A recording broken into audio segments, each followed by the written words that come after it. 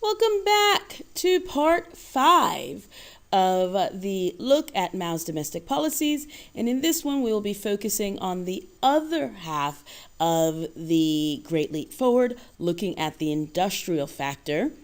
And keep in mind that what we're looking at, what we're trying to do is to understand what was the policy and also look at the impacts of those policies and try to connect it to things that we've discussed before, like ideology and theories about single-party states.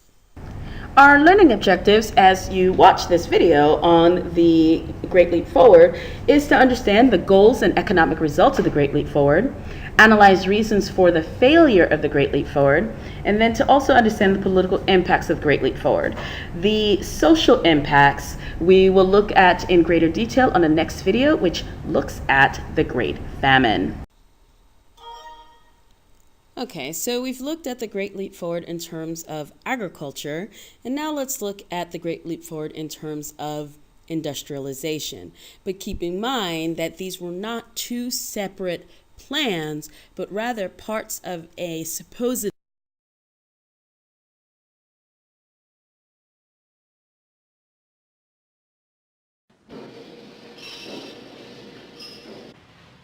Mao's first concern was still China's economy. Industrial output had doubled in 5 years, but he was not satisfied. Mao Zedong always hoped to build a socialist economy in China faster than the Soviet Union. He always thought fighting the Revolutionary War was very difficult. There must be a way to speed up agricultural or industrial production.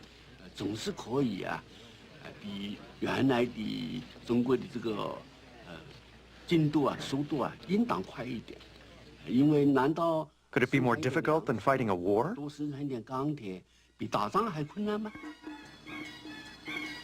1958, Mao launched his most ambitious campaign to date, the Great Leap Forward. His goal was to make China the industrial equal of Western nations in just 15 years. His method was to mobilize the entire country to work day and night by promising a better future.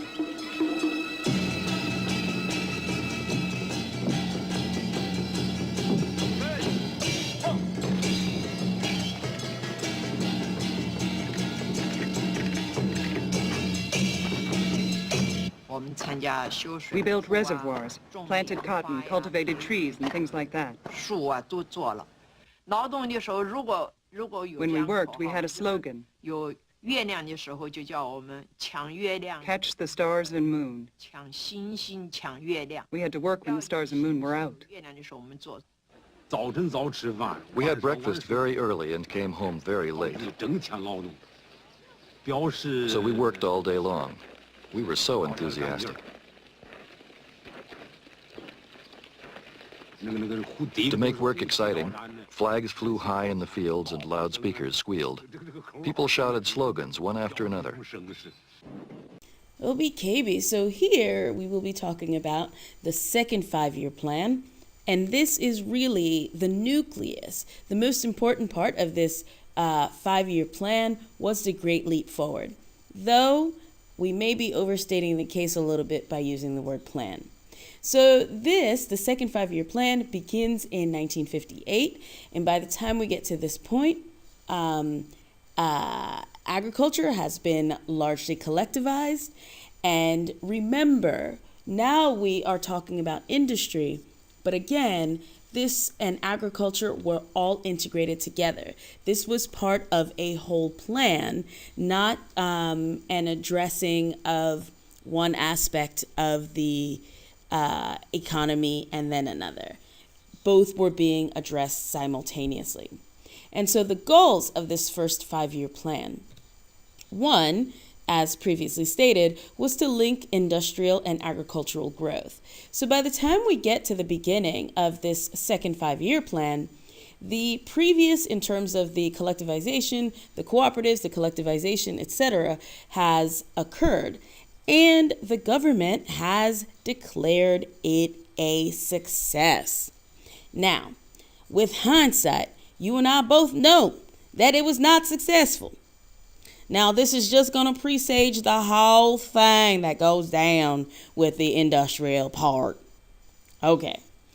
And the other, or another important aspect was to remove China from the influence of the Soviet Union.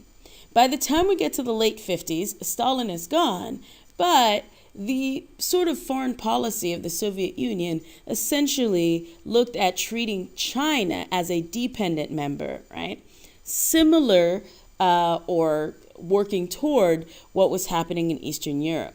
And Mao was not going for that. Mao wanted a China that was able to stand on her own 2 feet and meet her own needs, thereby reducing the dependency that she might have on the Soviet Union. And again, keep in mind Mao's ideology. What the Great Leap Forward was to show was this ability for China to advance based on determination. So China does not have the infrastructure. She doesn't have the expertise that is found in other places. But she does have a lot of people and a lot of will. And so this was supposed to be applied communism, the demonstration of all of sort of Mao's ideas and the demonstration of the will of the Chinese people to get ahead. Another thing was this was supposed to be a kind of rectification. So with the previous plan that allowed for profits, right? This meant that some people were being paid more than others. So skilled labor earned more than unskilled labor, and this was creating sort of imbalances rather, within society. And Mao wanted a society in which everybody was equal. This was supposed to be a success, a utopia, whereas the Soviet Union had failed in achieving a communist society. And then the other thing in terms of rectification of the revolution was to put the planning and put everything back into the hands of the people or the peasants.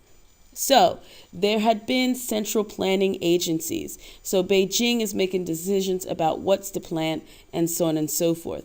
And so what's supposed to be happening here with the Great Leap Forward is instead of decisions being made in Beijing, decisions would be made basically by the people.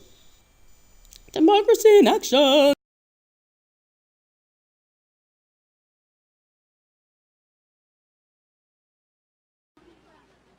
To increase industrial output, communes were ordered to make steel. The slogan was to overtake England and catch up with America. The idea was that if everybody worked hard and everywhere in the country people refined steel, then we would catch up very soon. People collected walks, pots, bed frames, and tools, anything made of iron or steel. They built small furnaces to melt them. The biggest challenge was to keep the furnaces fueled. We burned tables, chairs, window frames. And finally, we even opened old coffins and used the wood. They really stank. We kept the fires burning day and night.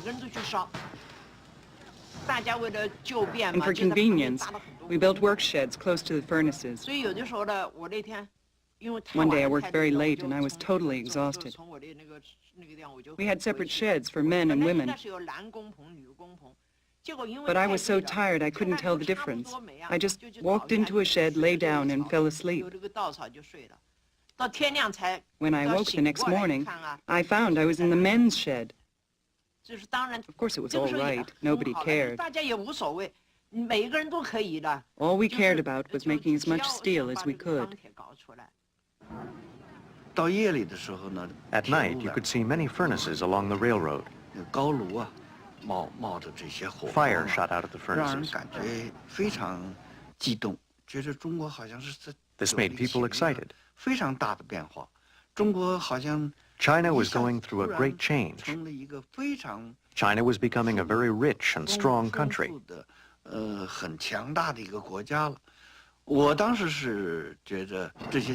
All this seemed to have happened overnight.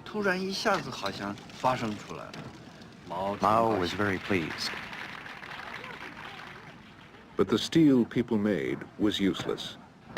We used it to make pots of all sizes. But when people heated them, they cracked and leaked.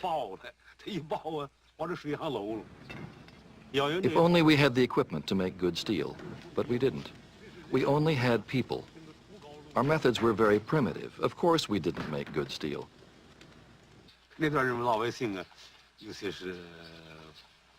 People were unhappy, but nobody dared say anything.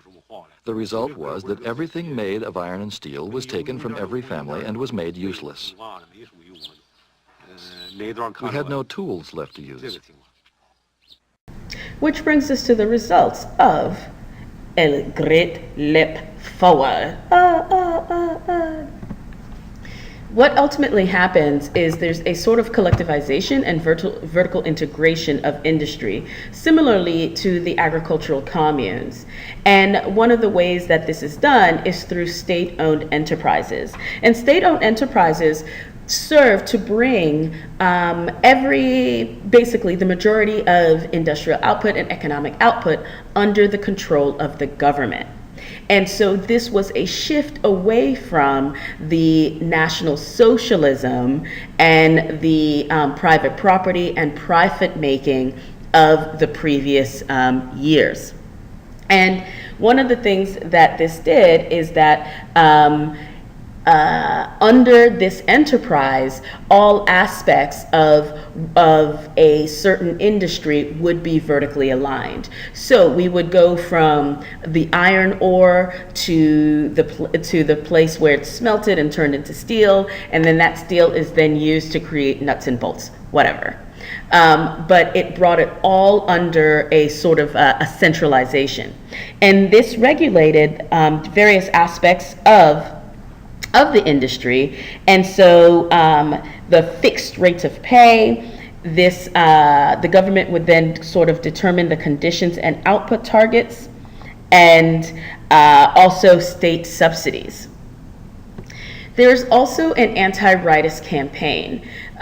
When you look at the video on the Great Famine, one of the things that happens is anybody who is criticizing or who is not all on board in this is labeled a rightist and is removed in various ways we've already spoken about.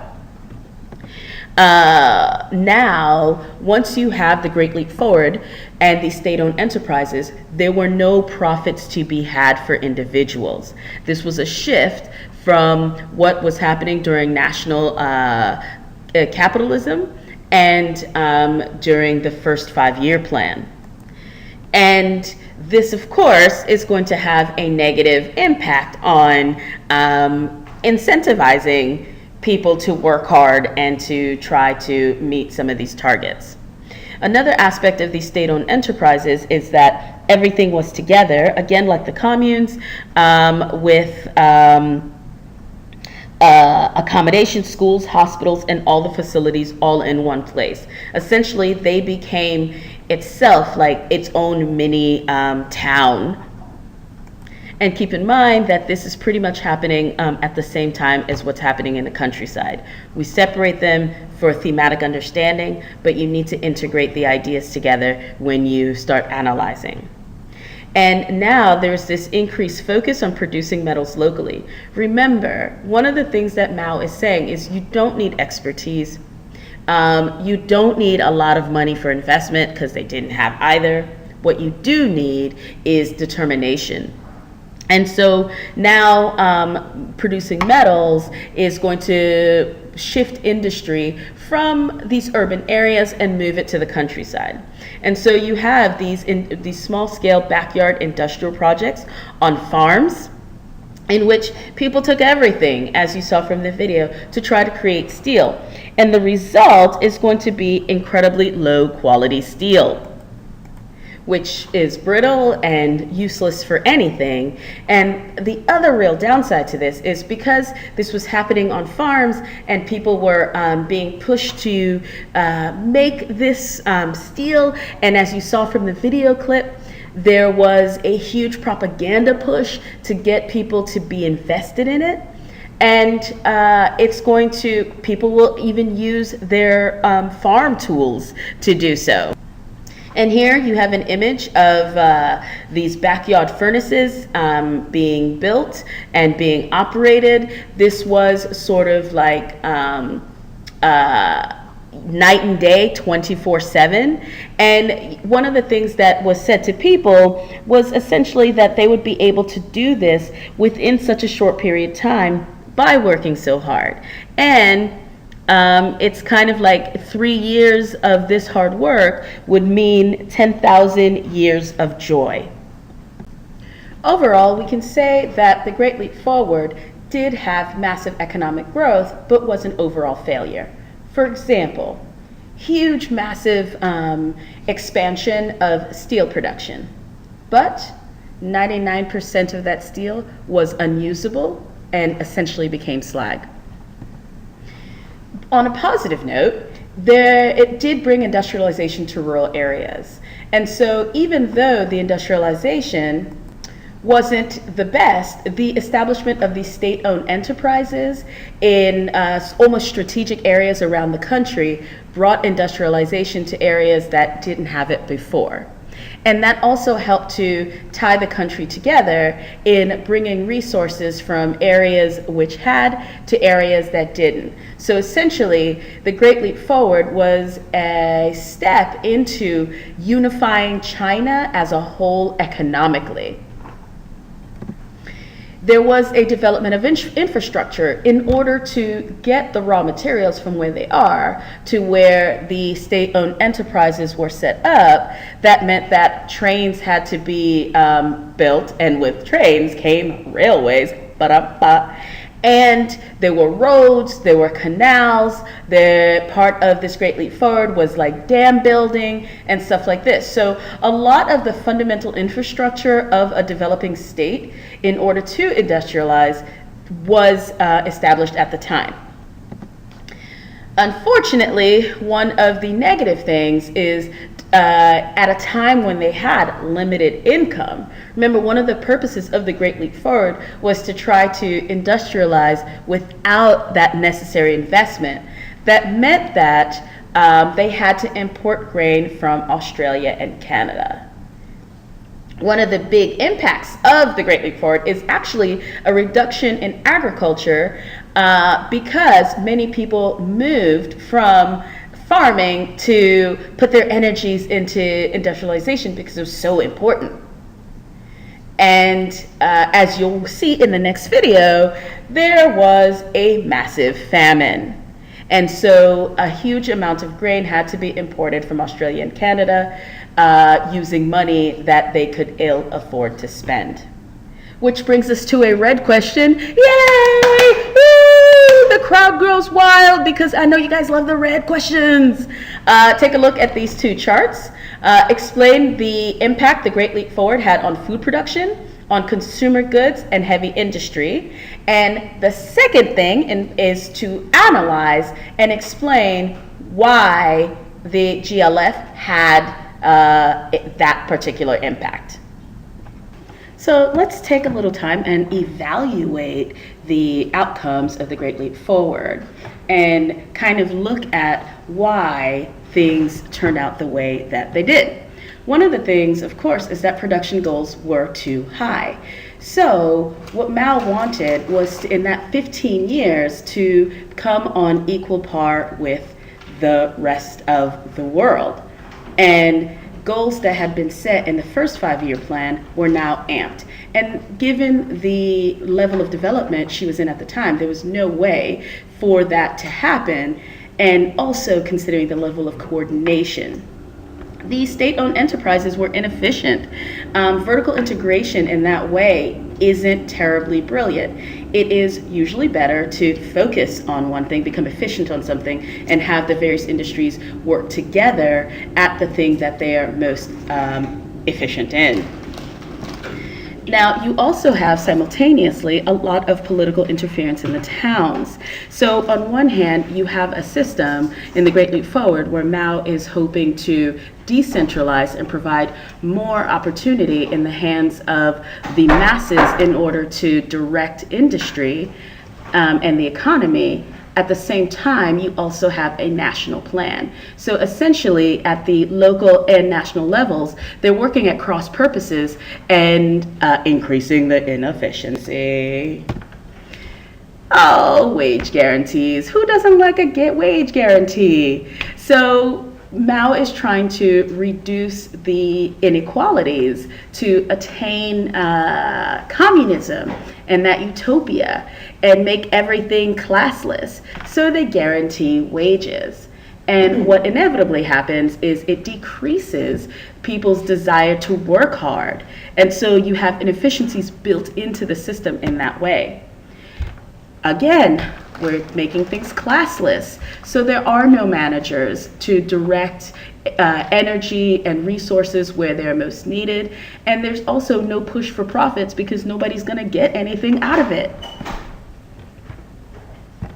And most importantly, not most importantly, but equally importantly, is the failure to recognize the limits on raw materials. When production targets are set, there is no recognition that it takes a certain amount of time to produce whatever, et cetera, et cetera. So targets are set and the push is set without recognizing that raw materials are a limiting factor in production. Now, ever since the death of Stalin and Khrushchev coming into power, the relationship between the Soviet Union and China was strained. It was rocky. There was a lot of drama. Y'all, they're gonna have a very nasty breakup. Khrushchev was a different kind of communist and was not as totalitarian and had eased up on a lot of the censorship and so on and so forth. And so the ideological connection between the two was on a breakdown. And Khrushchev very much advised Mao not to take this road, that the Great Leap Forward was going to be an unmitigated disaster and there was going to be a lot of negative impacts. Remember that the Soviet Union had already gone through a period of collectivization and industrialization along these lines. Mao, being Mao, remember, Mao's always right, refused to follow advice, and Khrushchev pulls out of the Soviet Union. Khrushchev pulls out of China, and the experts are gone. And remember that China hasn't had time to develop native expertise. The loans are gone and have to be paid back.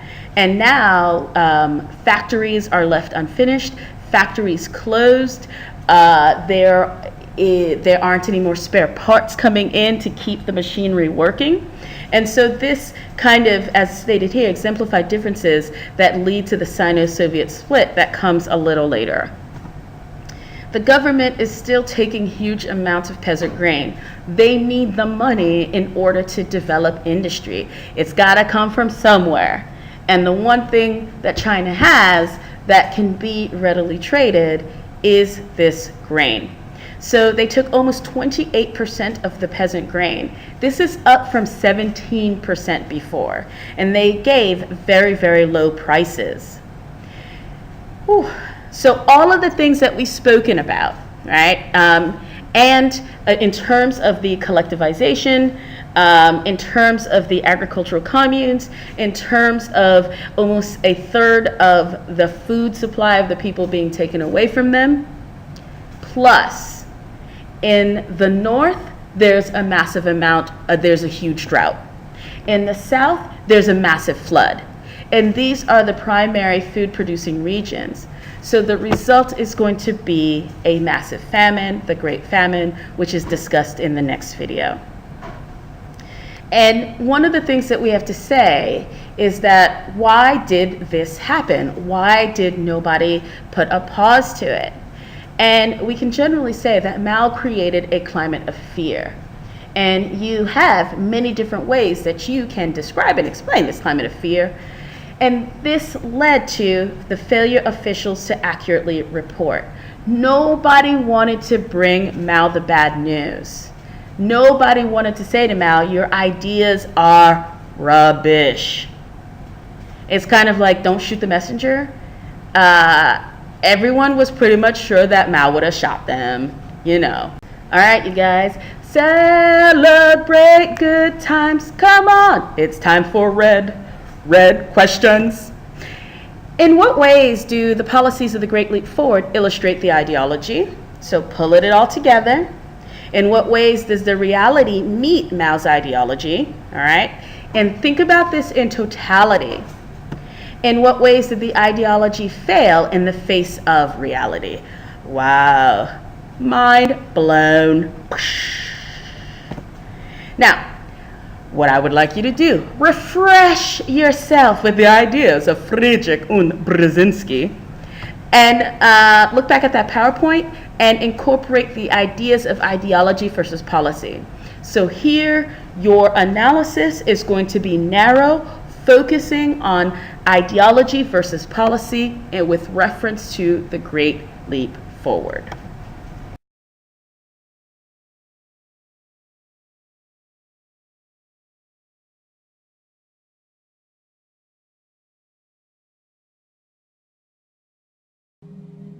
In China between 1959 and 1961, an estimated 30 million people died of hunger.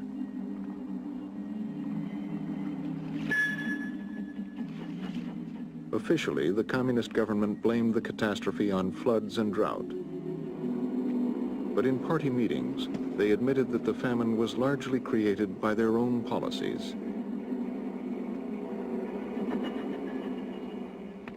Their efforts to rebuild the country would spark a struggle inside the party. A struggle that would engulf the Chinese people in chaos and terror.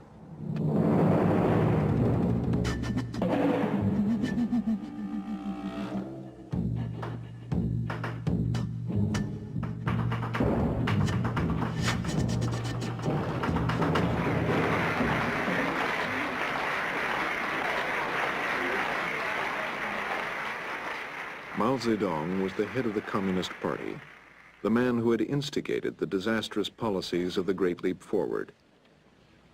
But no one would ever dare hold him responsible. Mao's reputation remained untarnished. During this time, Mao had chosen to withdraw from day-to-day government. Liu Shaoqi took over. Although people respected Liu Shaoqi, and he had great authority, he could not compare with Mao. I remember after Mao resigned as head of state, the People's Congress elected Liu Shaoqi to succeed him. We had parades to celebrate. But people shouted, "Long live Chairman Mao." Not a single person shouted, "Long live Chairman Liu." Liu was a veteran revolutionary and one of the most conscientious and talented in the party. He worked with Zhou Enlai and Deng Xiaoping to rebuild the country. The previous video clip sums up most of everything. Mao loses face at the epic failure of the Great Leap Forward. And though he never admits that he is wrong, because, you know, Mao's always right, he steps down as chairman and is in seclusion. And we don't see him for a while until he decides he needs to come back with a vengeance during the Cultural Revolution. And Liu Shaoqi and Deng Xiaoping are appointed as his successors, and they will implement a number of economic changes that Mao doesn't agree with. And we'll talk about that in greater detail when we look at the Cultural Revolution. You now have factionalism within the CCP, and there is a break with the Soviet Union. And so we conclude our discussion of the Great Leap Forward as you watch the video on the Great Famine, keep all of this in mind in order to help you explain the results. Because essentially, the Great Famine is a direct consequence of the Great Leap Forward. And I'll see you next time. So.